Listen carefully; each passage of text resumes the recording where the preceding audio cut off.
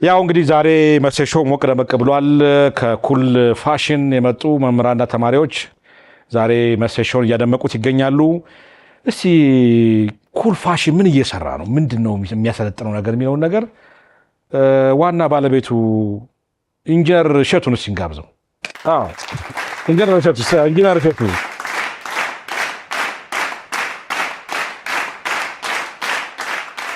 እንደምን አለሽ? ሰላም ነው። ደህና ነህ? እግዚአብሔር ይመስገን። ኢንጂነር ዲዛይነር አይደለ? እሸቱ ደጉ። እሸቱ ደጉ። አዎ አያምርም? እስቲ ቆንጆ ነው አይደል? ምንድነው ኩል ፋሽን እንደሚሰራው?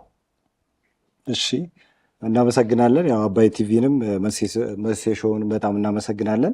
ኩል ፋሽን ዲዛይን ማሰልጠኛ ተቋም ያው የሞዴሊንግ፣ የፋሽን ዲዛይን፣ የሜካፕ እና የአይላሽ የጥፍር ስልጠናዎችን እንሰጣለን። ያው ሜክሲኮ ደብረ ወርቅ ህንፃ 13ኛ ፎቅ ላይ ነው የምንገኘውና ያው እንግዲህ በስንት ወር ነው ታሰጥኑት? ከ3 ወር ጀምሮ እስከ 1 ዓመት ድረስ ሾርት ተርም ስልጠናዎች ነው የምንሰጠው። ያው መንግስት በፈቀደው በዚህ ሾርት ተርም ሌብል ላይ በዚህ ነው ስልጠናዎችን የምንሰጠው። የት ነው ቅርንጫፋችሁ? የት አካባቢ ነው ታሰልጥኑት? ሜክሲኮ ደብረ ወርቅ ህንፃ 13ኛ ፎቅ ላይ እና ቤተልም አለን። እንደዚህ እያደረግን እያሰለጠንን እንገኛለን። ያው እኛ ቤት ምንድነው የውበት ኤምባሲ ነው ብለን ነው የምንነሳው ኩል ፋሽንን። እንደዚህ ያልንበት ምክንያት ምንድነው? ያው ልብሶች ይሰራሉ።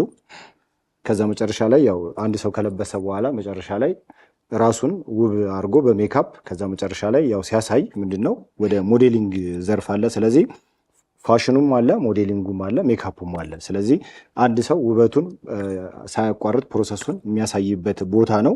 ስለዚህ ያው ብዙ ወጣቶችን እያፈራ እንገኛለን በዚህ በዘርፉ ላይ። ይሄን ይመስላል። ስለዚህ ይሄን ፍላጎት ያላቸው ወጣቶች መጥተው መመዝገብና መማር ይችላሉ።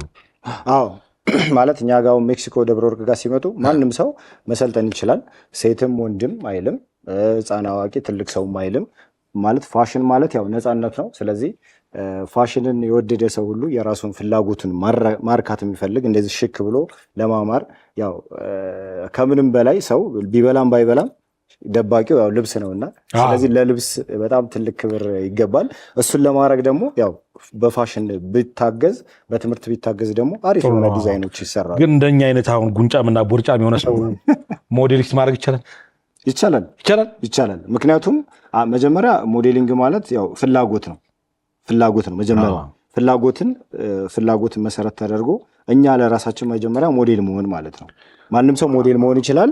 ስለዚህ ማንም ሰው ሞዴል ሲሆን መጀመሪያ ለራሱ ነው ሞዴል የሚሆነው። ምሳሌ ብናስብ አለባበሱ፣ አካሄዱ፣ ኮንፊደንሱ፣ አነጋገሩ፣ አዋዋሉ የተለያየ ነገር ራሱን እያየበት የሚሄድበት መንገድ ነው። ስለዚህ እሱን ካረገ በኋላ ያው ኮሚኒቲቭ ምንድነው ለሰዎች አርአያ መሆን ነው። ስለዚህ እኔ ወደ ሞዴል መቀየር ይችላል። በኩል እዚህ በጣም ብዙ ሞዴሊስቶች እና ዲዛይነሮች ይታዩኛል። ዛሬ ምን እንደው የሆነ ነገር የምታሳዩን ነገር እጅ ከምን ትክክል። ስለዚህ እኛው ቤት አሁን ምንድነው በተማሪዎች የተሰራ በዚሁ በእኛው በፋሽን ዲዛይነር ተማሪዎች የተሰራ በዛ ደግሞ በሜካፕ ተማሪዎችም በሜካፕ አስተማሪዎችም ያማሩ ሞዴሎች። ስለዚህ በእኛው ሞዴል ተማሪዎች ፋሽን ሾዎች እናቀርባለን። ስለዚህ ያው እንድትጋበዙልን በአክብሮት እንጠይቃለን። ፋሽን ሾው የሚያሳዩትም ልብሱ የተሰራው እናንተ ጋር ነው? ዲዛይን የተሰራው የኛው ተማሪዎች ሞዴሊስቶችም እናንተ ያሰለጠናችሁ? ሞዴሎችንም እኛ እናሰለጥናለን። ስለዚህ ሙሉ ነው ማለት ነው። አሁን የኛ ተቋም ምንድነው የሚለየው? ራሱ አሁን አንድ ሞዴል ፕሮሰሱን የቀጠለ ምክንያቱም የሆነ ሰው ሞዴል ሲያሰለጥን የሆነ ልብስ ያስፈልገዋል። ስለዚህ እሱን ልብስ ሞዴሎቻችን ከሌላ ቦታ አምጡ አንላቸውም። ራሱ የኛው ፋሽን ተማሪዎች በእነሱ ለክተው የራሳቸውን ስራ ያሳያሉ። እነዛም ራሳቸው ተሰጧቸውን ያሳያሉ። ተማሪዎቹም ደግሞ እነሱ ላይ ሜካፕ በመስራት ያሳያሉ። ለዛ ነው ውበት ቤት ነው ብለን ያሰብነው። በጣም እናመሰግናለን ኩል ፋሽን። ኩል ፋሽን እናመሰግናለን። ስለዚህ እኔ ልጀምረው አማረኝ እንደዚህ እንደ ዲዛይን ሆኖ ይቻላል። እንደዚህ ያለ ያው